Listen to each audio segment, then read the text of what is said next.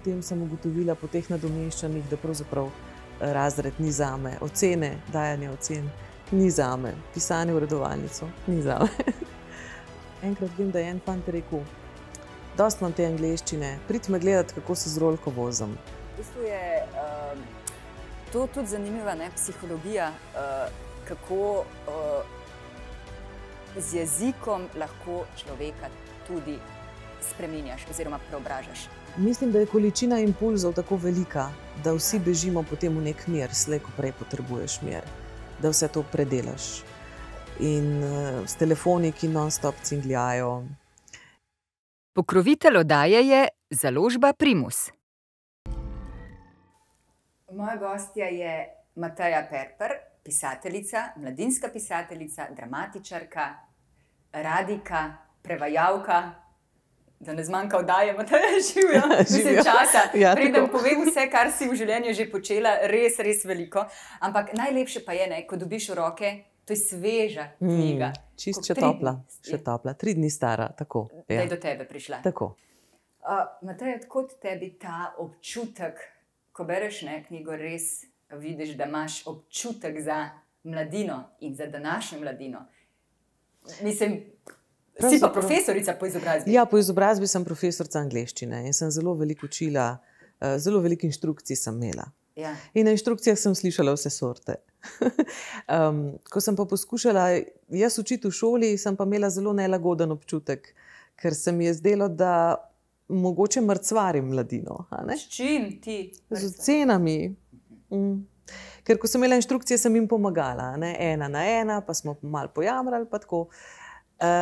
In sem zelo veliko stvari se naučila o najstniških dušah. Ja. In mi je tudi tukaj prav prišlo, seveda. Zato nisi zdržala v šolstvu? Zato nisem zdržala v šolstvu, ja. Dejansko si pustila službo zaradi tega? Nisem pustila službe, v bistvu 2-krat sem nadomeščala in potem sem ugotovila po teh nadomeščanjih, da pravzaprav razred ni zame. Ocene, dajanje ocen ni zame. Pisanje v redovalnico ni zame. Z drugega konca je bilo pa super. Pa v bistvu, če bi mladina imela takšno profesorico, učiteljico kot si ti, bi v bistvu ji bilo lepo, ne? Ja, če bi jaz mogoče zdržala 30 nasprotnikov v razredu, ki jih moraš nekaj naučiti, ne? Ker to je le tako, da v razredu moraš imeti neko držo avtoritativno. Jaz se pa zelo rada smejem, zelo rada se zabavam in mogoče avtoriteta potem ni na prvem mestu. Ja, ja, to je pa drugo, ja. Skratka, povej mi v tej knjigi, mislim, zdaj smo v času, ko je mladina precej na, bom rekla, nelagodnem položaju, recimo, oziroma milo rečeno, v nelagodnem položaju.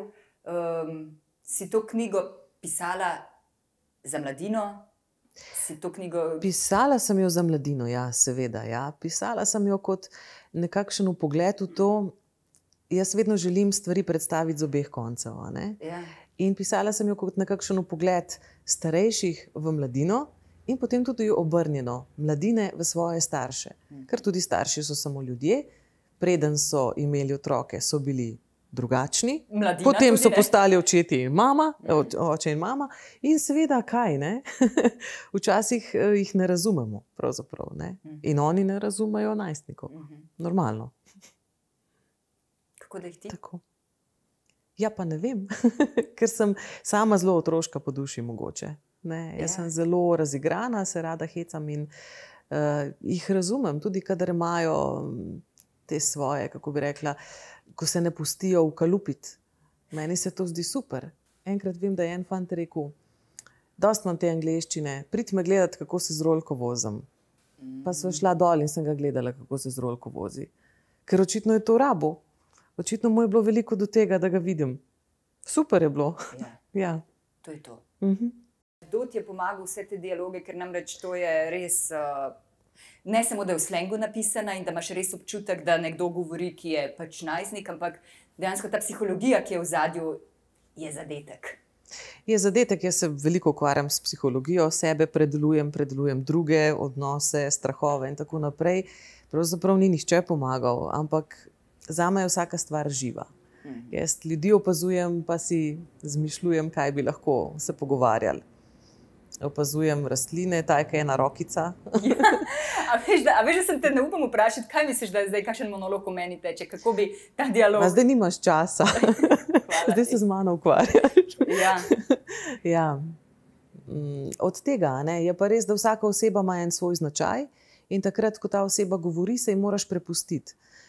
Mislim, da pisateljevanje ni tako, da ti kot en nadzornik gledaš, kaj mora kdo početi, ampak enostavno, ko nek lik nastopi, mu pustiš, da se razvije. Vsaj pri meni gre to tako, različni smo, ne pišemo vsi enako. Ja, si ljubiteljica slovenske besede. Danes, ko je seveda slovenska beseda predvsem na udaru, ko so družbena omrežja prepletena s angleščino in slovenščina malo pojenja tukaj, ne povsem seveda, ampak ti si res glasnica, kljub temu, da si profesorica angleščine, slovenske besede. Ja, to pa tudi radio da, ko sem prišla na radio, jaz sem pisala tudi že prej, sem pisala pravljice in tako naprej in potem prideš v stik z lektorji in lektorji rečejo, ne, to pa ne bi bilo tako, bi bilo boljše na nek drug način. In kaj si misliš? Bo mene govoril, kako moram jaz se izražati. Ampak potem se naučiš, da je še veliko tančin jezika, ki jih je treba izboljšati, in se prepustiš, besedila na radiju so lektorirana, učiš se, sprejemaš stvari in neguješ jezik na ta način in potem ga vzljubiš še na drugačen način, ne tak šolski. Ja, no pa je, mislim, kako je zate, veš, jezik za nekoga, ki se ne poglobi vanje, nekaj precej samoumevna, za marsikoga dolgočasna stvar lahko, ne? A veš, kako ti vidiš jezik, ta živ jezik, ki se stalno razvija in spreminja, pač to ti lahko profesori povejo oziroma dokažejo, kako zelo se jezik spreminja ves čas. Kako ga ti vidiš? Tako kot človeka. Kako bi ga približala? Ja. Kot človeka. Res se razvija, v določenem obdobju se nam bolje zdi uporabljati neke vrste jezik, potem recimo, ko smo mladi, zelo gravitiramo proti izrazom, ki so množično uporabljeni. Se pravi, bodo vsi rekli eno določeno frazo ali pa z nekim določenim načinom. Potem odrastemo, nas prisilijo, da se bolj ukalupimo, uporabljamo druge sorte jezik. Ko smo starejši, uporabljamo jezik, ki je že pretekal, ponavadi svoj jezik, ki smo ga nekoč govorili. Zanimivo, kako je ta jezik spet z nami. Če recimo nekdo, ki uporablja lep jezik, poskuša, zaštos recimo bom rekla, uporabiti slang, uporabiti neko besedišče mladih, kako začuti v sebi? Neko mladost, ki pride, neko nagajivost, ki pride, nek karakter, ki pride s tem jezikom. Hočem reči, da res tako, ni tako... Se spremeniš, glede na to, kaj uporabljaš. Ja. V bistvu je to tudi zanimiva psihologija, kako z jezikom lahko človeka tudi spreminjaš oziroma preobražaš. Ja, lahko, seveda. Če pustiš, recimo ta knjiga je bila napisana, jaz sem prej veliko dramskih tekstov napisala in je bila še izrazito bolj slengovsko napisano, pač besedilo, ki so ga mladi govorili. Potem je urednica in lektorica sta mi rekli, dajmo to malo popraviti, dajmo to malo ublažiti. Ker na radiju, ko je beseda govorjena, se sliši zelo naravno, če nekdo reče, ful mi je bilo the best, ta bo stari. Ampak, a veš, da kar je nesproščeno spraša. Ampak, ko to napišeš v knjigi, je treba malo prilagoditi. In predvsem je tako, da ima vsako področje, sploh v Sloveniji, nek svoj način. Se pravi, na Štajerskem ne bodo enako govorili kot v Ljubljani. Mladi in starejši. In potem smo to deljubljanizirali, bilo precej ljubljanska. Kako razumeš svoje poslanstvo? Zdaj si v oddaji Kompas usoda. Kako razumeš, kaj je tvoje poslanstvo v tem življenju? Si ga že prepoznala, ga živiš v polnosti? Kaj je jezik? Jezik je gotovo, pa glasba je tudi. Jaz sem bila precej strogo vzgojena in pri nas se ni toliko odobravalo skakanja izven okvirjev. Ampak je bila vedno potreba v meni. In potem sem, glede na to, kaj sem počela, sem vedno počela tisto, kar sem morala početi in tisto, kar sem hotela početi. Ko sta bili dve Mateji mala. In zdaj se čedalje bolj, bi rekla, oblikuje ta druga, ki počne tisto, kar hoče početi. In to hočem početi. Zelo dobro je to. Koliko radijskih iger imaš za sabo? Več kot 30? Ja, mislim, da v arhivu jih je zdaj 40. Te radijske igre, ki sem jih jaz pisala, so bile v bistvu v okviru kontaktno igrane nanizanke pri psihiatru, ker pravim, da se tudi ukvarjam s psihologijo. In so bile zastavljene tako, da je bil prizor, ki je bil odigran z dramskimi igralci in potem so poslušalci poslušali in se odločali, kako se bo stvar razvila. Vedno sta bila možna dva konca. Na začetku, v prvi seriji, sta bila možna dva, eden dober in eden slabši. In potem so poslušalci klicali in so izbirali slabše konce. To se bo slabo razpletlo. In v drugi seriji, ko so me prosili, naj napišem še eno, sem rekla, ne boste me. Pa sem napisala dva dobra konca. Pa so bili zadovoljni? Ja, so bili zelo zadovoljni. Ja. In tretja serija se je pa ukvarjala z najstniškimi težavami. Naslovi so bili pa vedno taki, da so vzbujali zanimanje že po sami tematiki. Recimo, skrbi me, ker moj mož sploh ne pije alkohola. Ali pa žalosten sem, ker se bo moja ljubica poročila. Moj mož zbira spodnje hlačke. Aha, hlačke. Ja, tako. In potem že sama tematika vzbudi odziv, kaj ne. Smo imeli veliko klicev. Super je bilo. Skratka, kot en ventil. Ja, kot en ventil, pa kot ena možnost, da pogledamo stvari z drugega zornega kota. Ja. Ne samo z tega svojega polnega predsodkov. Ja. Kako, mislim, recimo en tvoj zanimiv projekt se je dogajal tudi v Idriji, kamor si hodila v srednjo šolo, kjer si živela v rezidenci. Mene vedno zanima to življenje pisateljev, ki pač nekdo si lahko predstavlja, pride se sede, piše in potem neha pisati in spet piše in tako naprej. Ampak vem, da življenje pisateljev je pravzaprav eno čisto samo svoje življenje. Pisateljevanje je najbrž res na prvem mestu, oziroma celo življenje prežeto s tem. Ti najbrž loviš, ti imaš vse lovke razpredene samo zato, da potem vse to vkomponiraš v svoje like, v svoje scene, drame in tako naprej. Precej. Ja. Kakšna je psiha pisatelja? Kako živiš kot pisateljica? A je težko, kaj je to? Ja, zame je v redu, meni je super. Ampak to pomeni, da se vživljaš v različne like. Se pravi, da si predstavljaš, kako se nekdo razjezi. Ne razjezimo se vsi na enak način. Kako je nekdo srečen, nismo vsi srečni na enak način. In ko si omenila to rezidenco, to je bila krasna priložnost, da 3 tedne se ne ukvarjam z drugim kot to, da spim, pišem in jem. In se sprehajam vmes, ker narava me regenerira.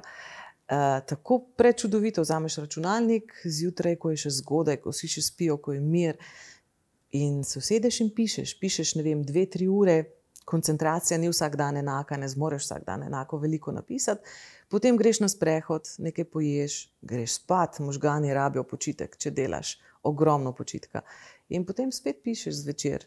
In tako naprej, in tako naprej. A pa lahko ravno v teh 3 tednih pride navdih? Kaj se zgodi, da greš v rezidenco za 3 tedne in ni navdiha? Ja, meni se to ni zgodilo, ker je bilo treba oddati nek sinopsis tega, o čemer bom pisala že prej. Imela sem veliko, tudi tisti roman, ki sem ga napisala v rezidenci, se pravi Nad obzori, je najstniški roman in temelji na mojih izkušnjah iz let srednje šole, iz gimnazijskih let. Tako da imela sem okvirno zgodbo, imela sem dogajališče, se pravi, kje se bo to dogajalo, in potem je zgodba pravzaprav se razvila samo od sebe. 3 tedne sem res... Kako samo od sebe? No, tu bi se stavila. Ja, kako odpreš možgane? Mislim, karkoli že odpreš, da sama teče, no? Ja, pravzaprav nastaviš like in potem ti liki imajo interakcije med sabo, ki se razvijajo, Samo pustiti moraš. Vsaj pri meni je tako.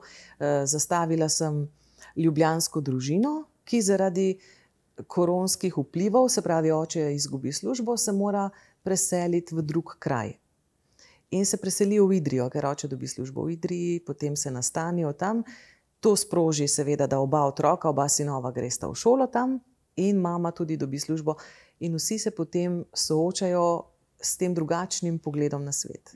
Ker v Idriji je 500 let tradicije rudarstva in je zelo drugačen pogled na svet, kot je recimo v Ljubljani. Ja. Kaj pa? Miha? Miha je pa rahlo utemeljen na resničnem fantu in seveda na odnosu, ki ga ta fant do staršev ima pravzaprav zato, da sam v sebi vzdržuje neko podobo frajerja in pred prijatelji seveda. To, da se ne da nekomu študirati, je kar običajna stvar, Ampak to, da potem izsiljuješ in se obnašaš tako, da te morajo pravzaprav omejiti, To pa ni tako vsakdanje. Marsikdo je bolj pohleven. Miha ni pohleven. Ampak po drugi strani je pa bolje, če ima nekdo malo več trmoglavosti v značaju kot ne. Sploh za današnje čase, se mi zdi. Ja, se ti zdi? Ja, se mi zdi, ja. Prav trmoglavost bi temu rekla? Vztrajnosti, trmoglavosti, ja. Ker to je razlika. Je razlika. Trma in vztrajnost je velika razlika. Seveda. Samo če nas, jaz imam občutek ob vsem tem bombardiranju z ves čas istimi stvarmi, ki so že skoraj dogma, je zelo dobro, da si trden v sebi. Zdaj, ta trdnost je pa, ko se, bi rekla, vklaplja v komunikaciji z drugimi, je mogoče vztrajnost, ko se pa ne, je pa trma. Tako nekako. To je ta razlika. A pisateljico mika na koncu, zakaj je recimo, da bi zaključil z negativnim koncem? A je to frajersko dejanje? Ali je to, kaj misliš, da boš dobil več bralcev zaradi tega? Zakaj določene pisatelje prav mika, da zaključijo negativno? Jaz ne vem, mene ne. Jaz imam rada srečne konce. Ja. Na nacionalnem radiju delaš in me zanima, koliko se ti zdi, da je po tvoje v koraku s časom. Koliko je še zanimiv, koliko je še prav, da obstaja v takšni obliki, kot obstaja. Glede na čas, ki pa narekuje. Ja, ker so 3 programi, je vsak drugačen. Recimo Val 202 bodo vsi rekli, je zelo sodoben, tudi glasba je izbrana, novejša in tako naprej. Prvi program ima pa zelo veliko svojih sledilcev, ki rečejo, všeč mi je umirjenost. Všeč mi je, da je glasba bolj umirjena, da je pristop napovedovalcev in voditeljev bolj umirjen. Kot iz starih časov pravzaprav. Kot iz starih časov, ja. Tako, ja. Gremo malo retro. Ki so imeli čudovite pričeske. Ja, nalakirane. Ja. Tako. Ampak moram povedati nekaj, ko sem se v Idriji pogovarjala z mladimi, so mi povedali, da so oni osnovali svoj bralni krožek, v katerem, čisto neodvisno od vseh, v katerem so se obveščali o dobrih knjigah, ki so jih prebrali, ne o tistih, ki so bile oglaševane. Ker tiste so bile preveč ponujane in so bili prenasičeni z reklamo. Ampak o tistih, ki jih oni želijo brati, tudi če to niso najnovejše knjige. In to se mi je zdelo zelo zanimivo in v tem pogledu mogoče primerjava z radijem. Je fajn, da je malo retro včasih. Ja. So pa ljudje, ki ne... kar povej. Ki ne prenesejo programa Ars, ko vpijajo opere in take stvari. Tako da za vsakega nekaj. No, dejstvo je, da ohranja nek nivo, za katerega je super, da je ohranjen ob poplavi vsega ostalega, kjer nivoji tudi šepajo, ne? Ja, gotovo, recimo, seveda. Na račun mogoče ravno te atrakcije, senzacij, glasnosti, hitrosti, moči. Ja, na prvem je kar udobno, bi rekla. Kot poslušalec in tudi kot napovedovalec. Je red, so poročila ob uri, vedno enako. In ta rutina daje varnost na nek način. Marsikdo, po moje, išče varnost. Ja, samo je res to. Samo prav res začutiš to, da lahko narediš umik v en miren, varen svet, kjer je čas še vedno tako, kot je bil 50 let nazaj. Recimo, točno to, veš, kaj te čaka. V tem času jaz se sprašujem, tudi sama, ker sem človek in me premami ena stran in seveda sem hvaležna tudi za drugo stran. Jasno. In se sprašujem, kakšen bi bil svet, če bi šli v to smer, ali pa če gremo v to smer, ali pa če bi ostali tam. Najbrž je resnica nekje vmes, ali ne? Po tvoje, to so samo ugibanja. Mislim, da je količina impulzov tako velika, da vsi bežimo potem v nek mir, slej ko prej potrebuješ mir, da vse to predelaš. In s telefoni, ki non-stop cingljajo in nas obveščajo o tem, od tega, ki je ceneje nekaj zakupiti, do tega, kaj je najnovejše, ne vem, kjerkoli že, to je malo preveč.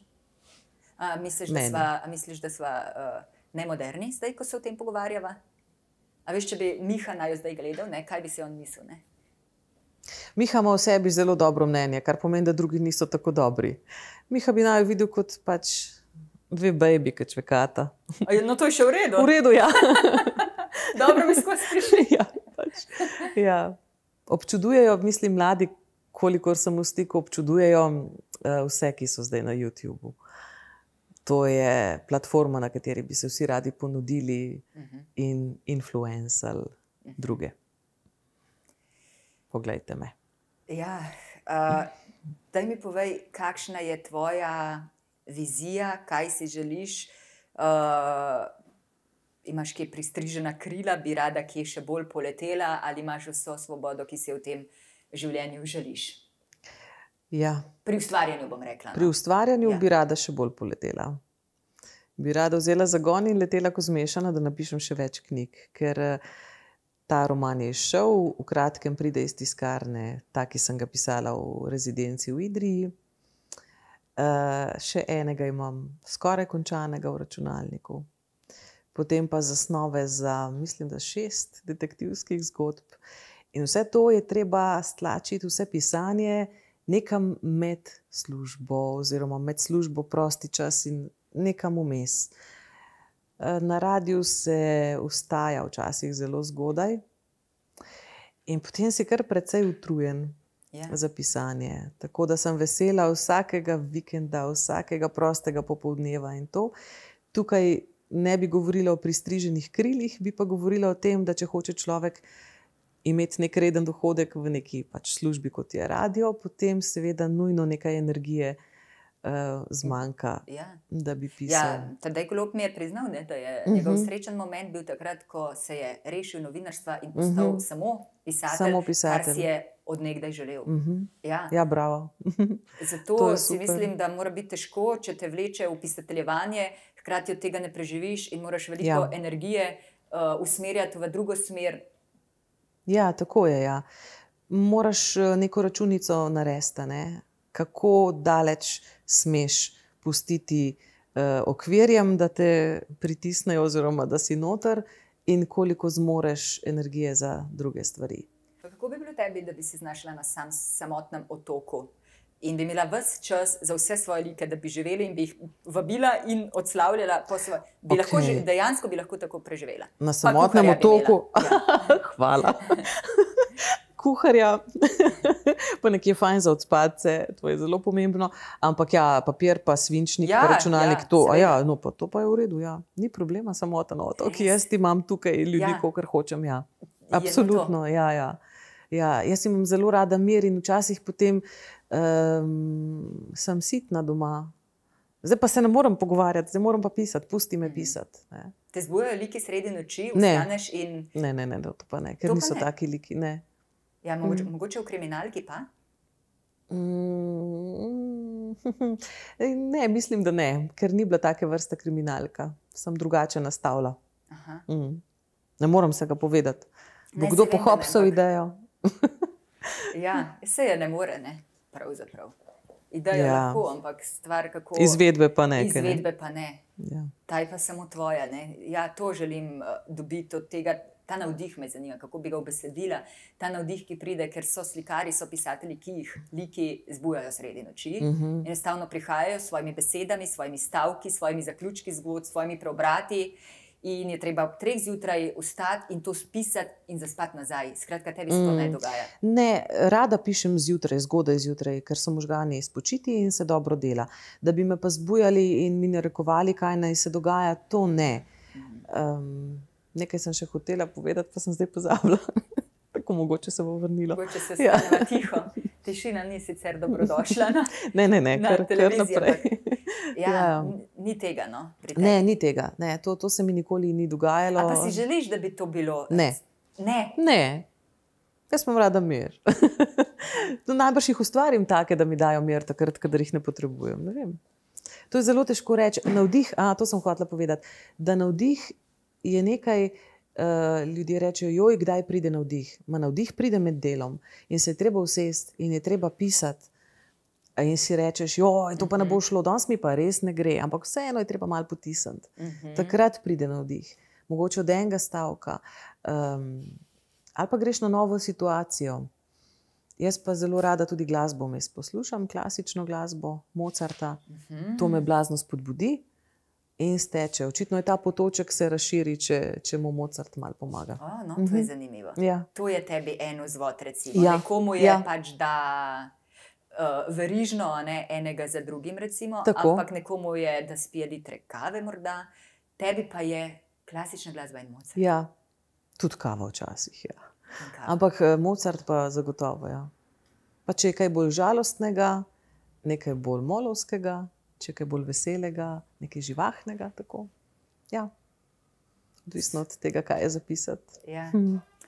Mateja, ti si tudi prevajalka, ne? Se mi zdi, recimo, če bi napisala knjigo in bi ta knjiga potem izšla v Nemčiji, pa v Italiji, pa v Španiji, da bi mi bilo zelo pomembno, kdo jo prevaja in kako jo prevaja. Skratka, ti iz te knjige lahko narediš drugo knjigo. Kako gre to vživljanje v dela tujih avtorjev, oziroma ali je to tvoje prevajanje kar tudi neka rutina in znanje in obrt? Prevajanje, pač precej časa je že minilo, odkar sem zadnjo stvar prevedla, ker sem se potem posvečala drugim stvarem. Prevedla sem eno od Agathe Christie, eno kriminalko, Hotel Bertram. Tam je treba zelo spoštovati like, ki jih je ona uvedla, ne? Ker je nekaj tako znanega kot Agatha Christie. Ko se pojavi Miss Marple, nimaš toliko manevrirnega prostora. Jezik je pa krasen, ne? Ker je zelo, v bistvu je zelo preprost in je zelo užitek to delati, pa liki so zabavni. Potem sem prevajala pravljice. Pri pravljicah tudi pravzaprav ni toliko manevrirnega prostora, ker moraš uporabljati jezik, ki je blizu otrokom, ne? Da ni preveč komplicirano. Potem sem pa prevajala dva avtorja, ki sta pa precej stara. Hector Hugh Munro Saki, to je angleški avtor, in Jerome Klapka Jerome. Oba sta precej jezikovno zahtevna, se pravi strukture sintaktične so zahtevne. Veliko zabavnega se pravzaprav posreduje s tem, da je kompleksna jezikovna struktura. Sprav Jerome Klapka ima te preteklike, ko je bil videl in se na to ustrašil in ni zmogel, ne vem kaj. Tako da to je spet svojevrsten izziv. Bi težko rekla, da se v tem zelo kaže osebnost prevajalca. Rekla bi, da mora prevajalec spoštovati osebnost avtorja. Oziroma avtorjev, če jih je, recimo, če so pravljice in jih je več. Tako da to mi je bilo zelo veselje, je pa res, da rajši avtorske stvari delam. Sama pišeš. Tako, ja. No, pa si nas vendarle spustila malo notri. Malo bliže. Ja, ta svoj pisateljski si me morala spodbuditi. Svet. Ja, vem, da je še veliko notri, ampak za okus pa hvala ti. Ja, z veseljem še kdaj. To je bila Mateja Perper, mladinska pisateljica, dramatičarka, radijka, prevajalka.